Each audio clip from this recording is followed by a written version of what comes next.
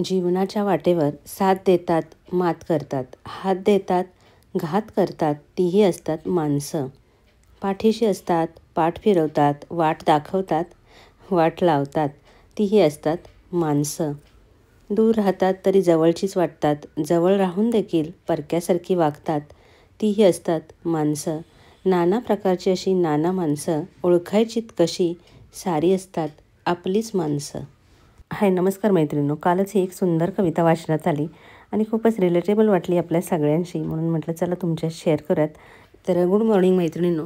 आज आहे संडे आणि तरीसुद्धा चालायला आलो आणि तुमच्याशी मुद्दाम शेअर करते, कारण खूप वेळा कमेंट असतात की सकाळी लवकर उठणं होत नाही, वॉकिंगला होत नाही. तर दुसऱ्यांचं थोडंसं बघितलं की आपल्यालासुद्धा मोटिवेशन मिळतं. आणि खूप दिवसातून असं छान वातावरण आहे, पाऊस जवळजवळ गेलाच आहे आणि छानसं ऊन पण पडलं आहे, थंडीसुद्धा आहे. आणि असं स्वच्छ किचन असलं ना, सकाळी सकाळी बघितलं की मन एकदम प्रसन्न होऊन जातं. पण त्यासाठी रात्री कंटाळा करून चालत नाही, ते व्यवस्थित क्लीनच करून ठेवावं लागतं.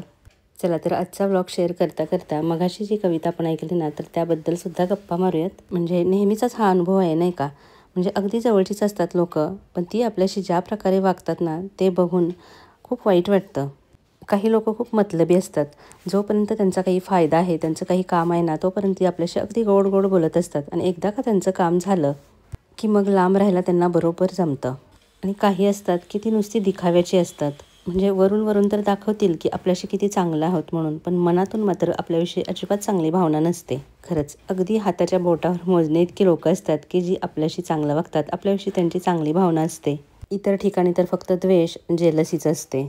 नात्यांमधला हा दुष्काळ खूप वेळा अनुभवायला मिळतो. चला तर सकाळची छान पूजा झालेली आहे आणि पूजा करताना ना मी असं धूप करते. म्हणजे तमालपत्र, थोड्या लवंगा आणि भीमसेनी कापूर असतो ना, तर त्याचा धूप करायचा. इतकं छान प्रसन्न पॉझिटिव्ह वातावरण घरामध्ये तयार होतं ना. हल्ली तर आपण बघतो की पॉझिटिव्हिटी, निगेटिव्हिटी या 2 शब्दांमध्येच सगळं जग चाललं आहे की काय असं वाटायला लागतं. पण खरंच इतकी निगेटिव्हिटी वाढली आहे ना सगळीकडे, म्हणजे कोणाला ना कोणी प्रगती केलेली बघवतच नाही. कोणाविषयी 4 शब्द कौतुकाचे सुद्धा बोलायला फार कठीण वाटतं लोकांना. खरं तर जेव्हा आपण इतरांचं मनमोकळेपणाने कौतुक करतो, इतरांशी प्रेमाने वागतो ना, तर आपलीसुद्धा मनस्थिती चांगली राहते. पण हे काही या लोकांना कळत नाही.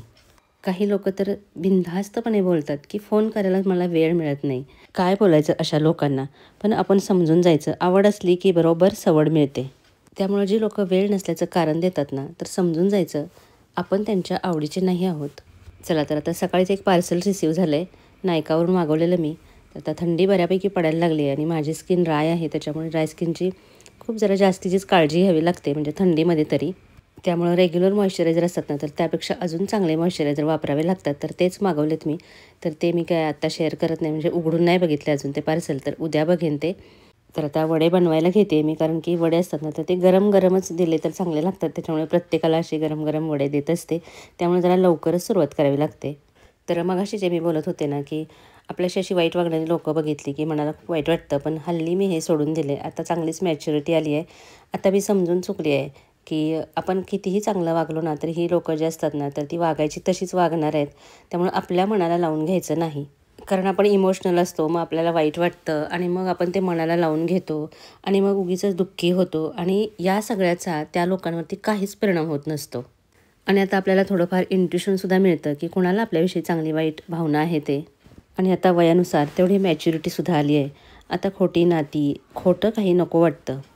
खोटे मुखवटे धारण करणारे, स्वार्थी, मतलबी लोकांपेक्षा त्यांच्यापासून दूर राहिलेलंच बरं. खरंच खरा आनंद द्यायला आणि घ्यायलाच लोक विसरलेत. पण त्यातल्या त्यात थोडेफार आपले काही लोक असतात ना, त्यांना मात्र जपायला हवं.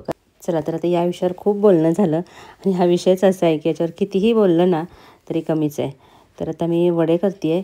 तर कोकणात आल्यानंतर ना हे जे 4-5 प्रकार मी शिकली आहे ना, खरंच एक नंबर.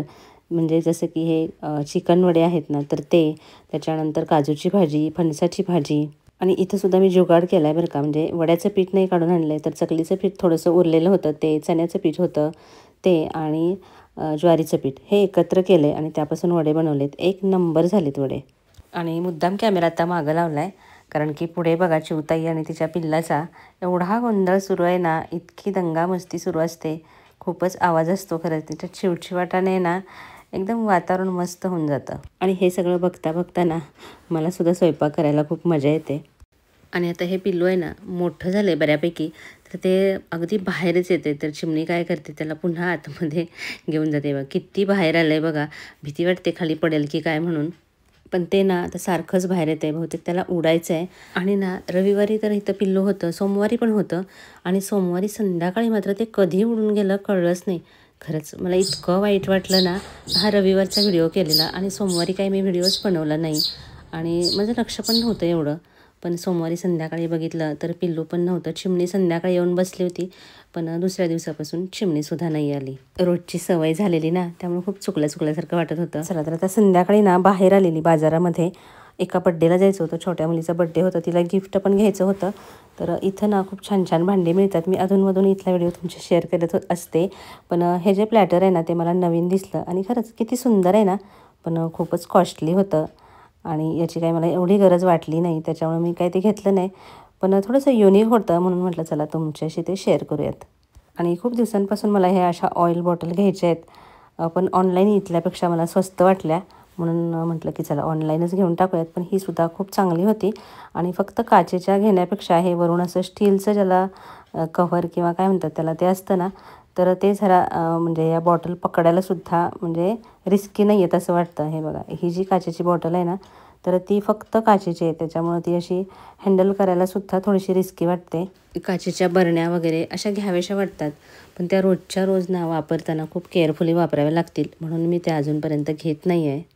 आणि याच्यानंतर आहे ना मी ट्रेंड्समध्ये सुद्धा गेलेली पण ट्रेंड्समध्ये काही मी व्हिडिओ काढला नाही, कारण की त्यांनी तिथे सध्या बंद केलं आहे, अलाउड नाही केलं व्हिडिओ काढण्यासाठी. तर म्हटलं ठीक आहे. आणि मी काय ट्रेंड्समध्ये घेतलंसुद्धा नाही, कारण एवढे चांगले काही कुर्ते मला तिथं वाटले नाहीत. म्हणजे आमच्याकडे त्याचं कुपनसुद्धा होतं, पण कुर्ते आवडले नाहीत म्हणून मग मी ते काय तिथं काहीच घेतलं नाही. चला इथून घरी आल्यानंतर मी बड्डेसाठी गेलेले, पण काही मी तिथलं शूट वगैरे केलं नाही. तर आजचा व्हिडिओ कसा वाटला हे मला नक्की कमेंट करून सांगा. आणि तर जाता जाता नेहमीप्रमाणे लाईक करायला अजिबात विसरू नका. पुन्हा भेटूया अशाच एखाद्या छानशा व्हिडिओसह. तोपर्यंत खुश रहा, आनंदी रहा.